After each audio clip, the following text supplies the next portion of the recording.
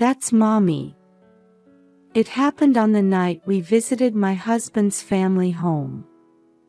As I was reading a picture book to her, my 5-year-old niece suddenly pointed at a picture.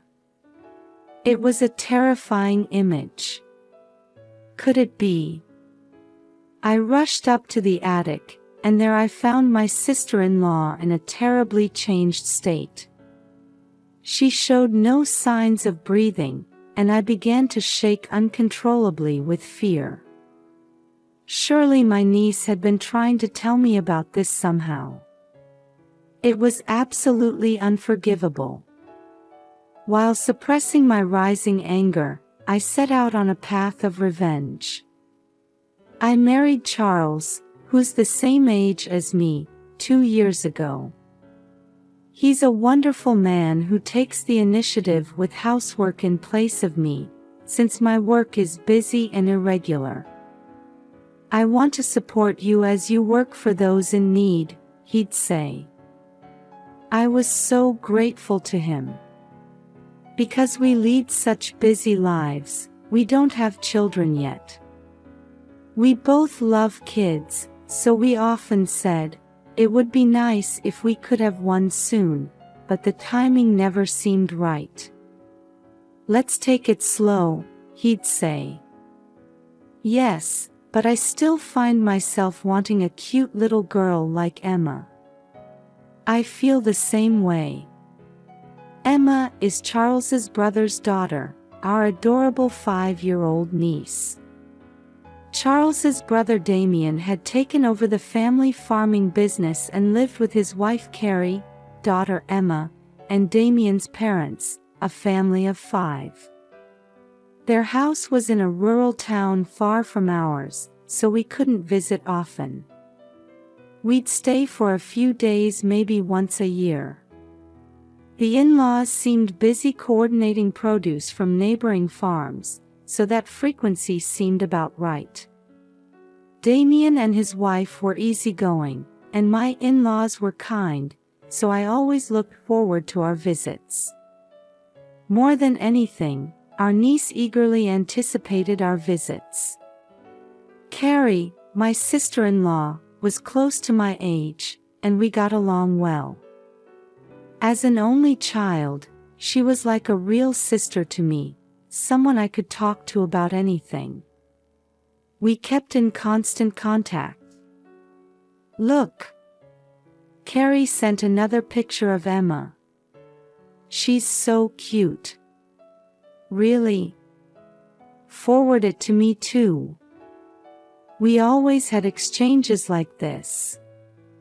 Needless to say, when a video call came in, my husband and I would fight over the phone. However, at some point, Carrie stopped responding to my messages. I became worried that something might have happened to her. When Charles came home from work, I rushed to him. Carrie's not replying to my messages. Do you think something's wrong? Maybe she's just busy. It's harvest time for the crops. I hope that's all it is, but this has never happened before. I can't help but worry. At first, my husband didn't think much of it, but seeing my concerned face, he immediately called Damien. It turned out that Carrie was bedridden with illness. Worried, I told my husband I wanted to speak directly with Damien and asked him to pass the phone. Is Carrie all right? What are her symptoms? In my concern for her, I fired off questions one after another. Damien sighed heavily on the other end of the line. Hey, don't you think it's a bit much to pry into other people's family matters? Please don't worry about it too much. He ended the call abruptly without answering my questions. What's gotten into Damien? I was surprised by his brusque attitude, so unlike his usual easygoing self. However, I also realized I might have been wrong to ask such probing questions. Still, I couldn't get Carrie out of my mind and thought about visiting them, but my work schedule was full, so I couldn't go in the end. I hoped I'd be able to see her looking well when we visited next. Several weeks passed, and I visited Charles's family home with him. We hadn't heard from Carrie since then, and we were worried that her condition might be quite serious. "Brother, where's Carrie? She's not here right now." As we wondered what that meant, Charles's mother informed us that Carrie was in the hospital. We were both stunned by this news, which confirmed our fears. "I'd like to visit Carrie in the hospital." "Well, you see, they're not allowing visitors other than immediate family." I almost asked if her condition was really that bad, but I felt it might be inappropriate to say that, so I swallowed my words. Another concern was our niece, Emma.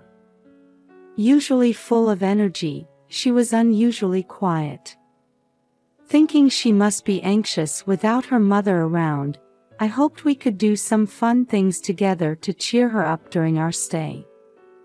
Just then, as my husband and I were putting our luggage in our room, Emma came running up to us quietly. What is it? Do you want to talk about something?" Emma had come close to me but was fidgeting for some reason. She must be nervous after not seeing us for a while. However, she was looking at me intently as if she wanted to say something. Just as she was about to open her mouth, Damien came hurrying over. "Emma, Miranda and Charles are tired, so go play over there." "We're fine, really," I replied, but Damien said, No, we're intruding," and forcibly took Emma away. Even though we're family, I didn't want them to be so considerate, but maybe this was Damien's way of being kind. However, this same interaction kept repeating, and I couldn't even have a proper conversation with Emma. Not only Damien, but the grandparents were also acting fidgety, clearly different from their usual selves. They usually say, "Stay as long as you like," but this time they were saying things like, "When are you going home?" or "Don't you have work to do?" It was as if they didn't want us in the house. Something feels off. This is strange. I started to feel uncomfortable and became suspicious of their behavior. My husband felt the same way, tilting his head and saying, "Something's different from usual, isn't it?" Then, as we were relaxing after dinner, Emma came to me again. "I want to sleep with you." However, once again, Damien came chasing after her and picked her up to take her away. "Didn't I tell you not to bother them?" "No. I'll go right to sleep after she reads me a story. Please." I approached Emma, who looked like she was about to cry in Damien's arms. "Damien, you don't need to worry about us." "Emma, it's okay. Let's go to your room. Which storybook do you want to read?" Damien didn't seem entirely convinced, but when I said, "It'll just be for a little while," he replied, "I see," and agreed. Emma's face brightened, and she pulled my hand, guiding me to her room. "I want this book. Read it." As I was reading the picture book Emma had handed me, she suddenly pointed to a picture. "This is Mommy." It was a beautiful princess, and I felt touched thinking that's how she saw Carrie. "Your mommy is beautiful, isn't she?" "That's not what I mean. She seemed like she wanted to say something more, but then fell silent, so I couldn't quite understand what she meant. After finishing the book, as I was tucking Emma in, she sadly whispered, "I want to see Mommy," and then fell asleep. When I returned to the living room where everyone was, Damien and his mother were waiting for me as if they had been anticipating my return. They made me sit down. "Did Emma say anything?" "No, nothing in particular. She fell asleep right after I read her the story." When I said this, Damien seemed to show a relieved expression. After that, his mother whispered something to Damien, then looked at me and smiled, saying, "Thank you. Well, now that Emma's asleep, let's have some adult time." My husband, Damien, and the grandparents started drinking, and it turned into a party atmosphere. By the time night had fallen deeply, they had all fallen into a deep sleep. I went to Emma's room to check on her, and she was sound asleep. As I gazed at her with a warm feeling, I couldn't help but think about her behavior before she went to sleep. I picked up the picture book we had read earlier and flipped through the pages. When I came across the picture she had pointed to, I realized its horrifying nature. Could it be? No, it couldn't be. But I have to make sure. Before I knew it, my body was moving faster than my thoughts, and I found myself running up the stairs leading to the attic. When I opened the door, the sight that greeted me left me speechless. There, lying in a terribly emaciated state, was Carrie, the very person we had been told was in the hospital. "Carrie!" I rushed to her and shook her body while calling out to her, but there was no response at all. What should I do?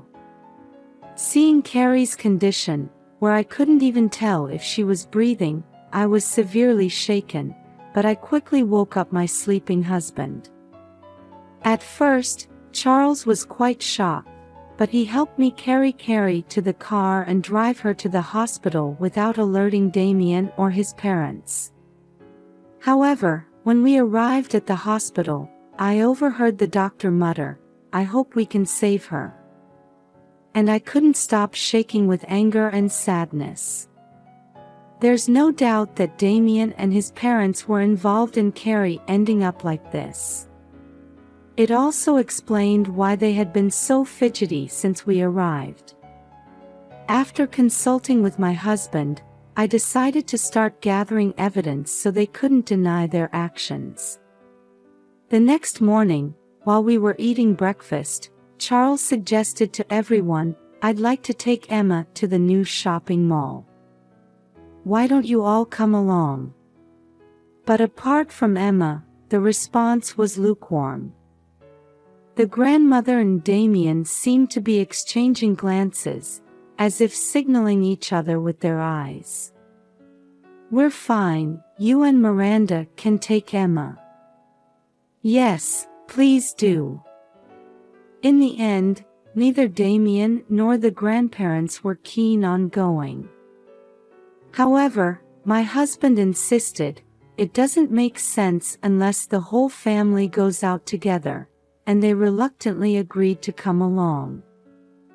As everyone was getting into the car, I took out my smartphone from my pocket. "Sorry, I got a work call. Please go ahead without me. I'll catch up later." Ignoring their surprised looks, my husband stuck his face out the window and said, "Got it." He locked the car doors and slowly drove off. Damien and his parents seemed to think it was a bad idea to leave me alone in the house, and I could see them frantically trying to tell Charles something in the car. They were probably saying, "Come back right now." However, My husband drove on with a straight face, completely ignoring them, and the car quickly disappeared from sight. Grateful to Charles, I began searching the house to punish them.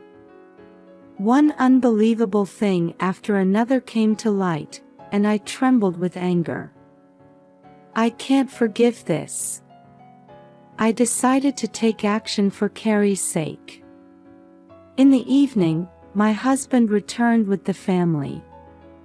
Emma seemed to have fallen asleep from exhaustion and was being carried by my husband. I'll put Emma to bed.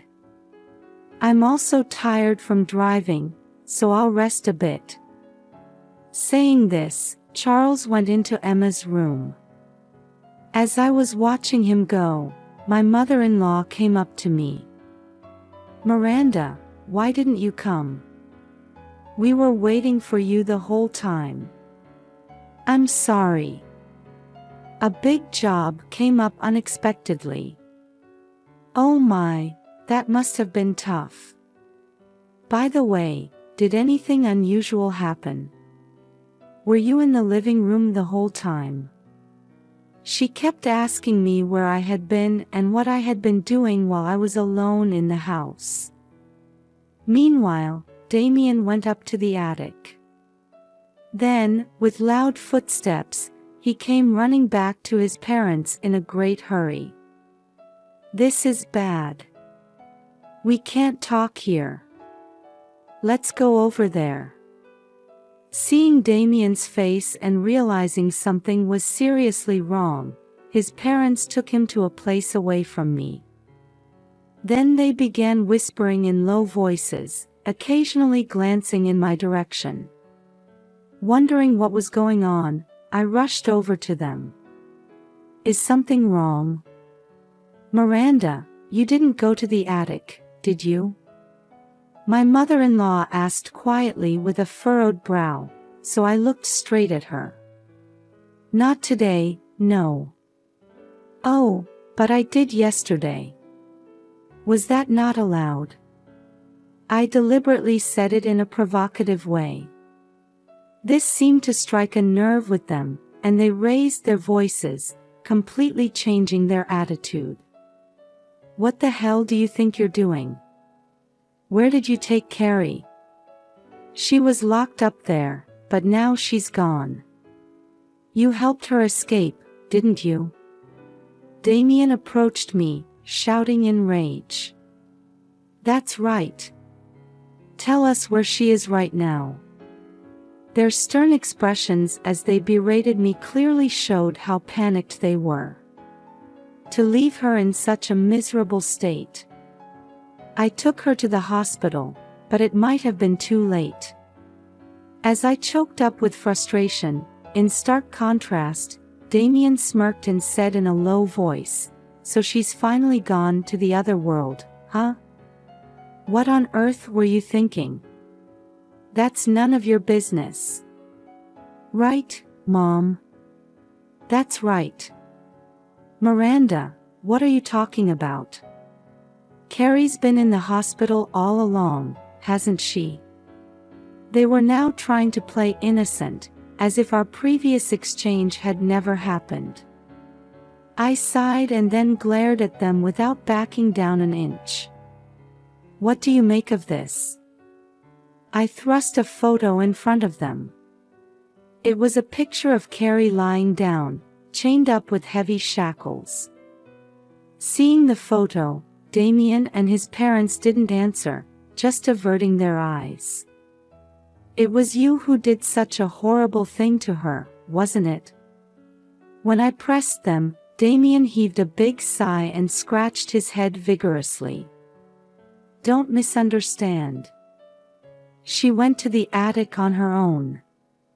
Damien made this ridiculous excuse with a straight face, and his parents nodded vigorously. I couldn't help but smile wryly. Did they really think I would believe such words? Thinking that continuing this conversation wouldn't lead anywhere, I decided to play my next hand. This is the reason, isn't it? I slid a document across the table, and Damien hurriedly picked it up, his eyes widening. How did you get this? We couldn't find it anywhere. It was a document showing some financial transactions, with Carrie's handwriting asking, "The flow is strange. Where did this difference go?" I had found this hidden in Emma's bookshelf while searching the house while my husband had taken them out. Let me rephrase the question. This is evidence of your fraud, isn't it? When I pressed him again, Damien crumpled up the document and took it to the kitchen. Then he set it on fire and burned it. Too bad. Look, now there's nothing left. He waved his hands at me mockingly. After that, he came back, put his elbows on the table, and looked at me with a face that seemed to say, "I've got you now." It's Carrie's fault for finding out what we were hiding. Feeling relieved now that the evidence was gone, Damien started talking freely. It turned out that the in-laws, who coordinated with nearby farms, were buying produce cheaply but actually selling it to retailers at much higher prices. They were pocketing the difference as their own profit. Carrie must have noticed this and confronted Damien about what was going on. Carrie has a strong sense of justice. Once she knew, she couldn't just leave it alone, could she? That's right. I told her to keep quiet, but she wouldn't listen and said she was going to tell the other farmers. Even so, to lock her up in the attic to silence her. I was shocked by their excessive actions and way of thinking. As I listened silently for a while, they kept bad-mouthing Carrie one-sidedly and asserting that they were in the right. I was dumbfounded watching them. My mother-in-law, who was standing next to me, quietly gave Damien a meaningful look. But it doesn't feel good to have the house searched, you know. That's right. City girls have no manners. Now that you know, you're going to the attic too. Saying this, Damien suddenly lunged at me. Just then, the living room door opened, and Charles rushed to my side. Don't interfere. This is to protect our home. You were born and raised here too, so you should understand, right? Damien tried to forcibly do something to me, while Charles desperately tried to protect me. Charles grabbed Damien by the collar and shouted, "That's enough." Actually, I had already sent a message to my husband detailing everything I had discovered. That's why I had asked him to pretend to be resting after returning from shopping until the three of them revealed their true nature. It's too late now. I've already started preparing to sue you. With my words, Damien, who had been grappling with Charles, suddenly loosened his grip. The document from earlier was a copy, and I've safely stored the original. I've also saved it as data, so whatever you do is pointless. You're too clever for your own good. I don't want to hear that from you. Oh, take a look at these two. I held out several different photos in front of him. They showed Damien and his parents indulging in luxury at high-end restaurants and inns. What's this? These are just photos of family meals and trips, aren't they? Well, that's how it might look if you only saw these. But what if we add this? I thrust another paper right under Damien's nose. A receipt. That's right. This is a problem, isn't it? Surprisingly, the description on the receipt said, entertainment expenses, and it was addressed to an agricultural corporation that they had formed with the neighboring farms. It seems Carrie found this too. This is what you'd call embezzlement, right? Damien bit his lip and slammed his fist on the table. To think he had such a hidden side. I was shocked, and thinking about how Charles must feel, an indescribable frustration welled up inside me. I informed them that I had already told the corporation members about this and that we would set up a formal meeting to discuss it later. Since I've been asked to handle this, of course I'll be in charge. You don't stand a chance. I smirked and pulled a badge out of my pocket, holding it up in front of them. You see, I'm actually a lawyer. Of course, my in-laws knew that this was my job. Perhaps that's why they took the extreme action of locking Carrie in the attic, worried that she might tell me. Please, don't do this. We're family, aren't we? That's right. Let's continue to build a good relationship. Even my father-in-law was pleading with me, but I couldn't overlook their wrongdoing, so I absolutely refused to nod. Frustrated with my stance, they asked how I had known to go to the attic. Emma told me. That brat. I told her so sternly not to tell anyone. She didn't say anything directly. She just gave me a hint. Huh? What nonsense are you talking about? The family must have threatened Emma, telling her, if you tell anyone, you'll never see Mommy again. Emma had kept her promise. But she wanted to somehow help her mom. So after thinking hard, she tried to let me know using the picture book. The picture she pointed to was of a princess captured by a devil and locked in an attic. I was amazed at how clever she was, even at just 5 years old. When I explained this, they fell silent. I then played a video on my smartphone for them to see. It showed Carrie in a hospital bed, testifying about what had happened. Huh? Why? Didn't she die? They were so surprised their mouths hung open. The truth is, when we took her to the hospital, although she was in terrible condition, she regained consciousness thanks to the doctor's dedicated treatment. There, I heard the whole story from the beginning, and Carrie also expressed her desire to punish Damien and his parents. We didn't give her any food, so how? She's too stubborn. The mother-in-law and father-in-law also looked puzzled. Actually, Emma played a big part in this too. That damn kid again. It turns out that Emma had been secretly going to her mother when the family wasn't looking, giving her water and food. What a kind and clever child, so devoted to her mother. I had no idea.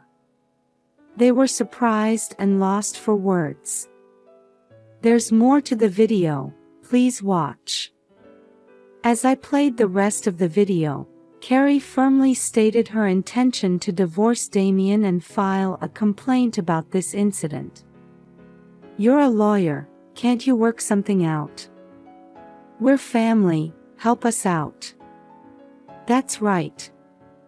Please try to persuade Carrie too. Their pleas were pitiful. My husband, watching this, had a pained expression on his face. I'll be handling this case as well, so be prepared. When I coldly rejected them, they muttered, "No way," and hung their heads on the spot. After that, the in-laws were formally sued by the neighboring farms. They settled by paying each household a lump sum for the difference in sales up to that point. Carrie filed a complaint with the police about the terrible treatment she received, and Damien and his parents were questioned and had to face the consequences of their actions.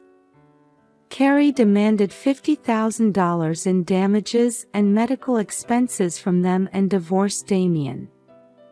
Needless to say, she got custody of Emma and demanded an additional $80,000 in child support. Damien and his parents had to sell their house and land to pay for all this, and having lost everything, they came crying to us. "We're cutting ties. We'll never have anything to do with you again." My husband coldly rejected them. They trudged away, and we don't know what became of them after that. Carrie and Emma seem to be living happily back at Carrie's parents' home. We still keep in touch with them, and we're always cheered up by cute little Emma. When the baby in your tummy is born, please play with them. As it turns out, I found out I was pregnant after all this happened, and Emma is looking forward to the baby's birth too. I plan to work right up until just before the delivery. As a lawyer who can help people in trouble, I want to keep doing my best.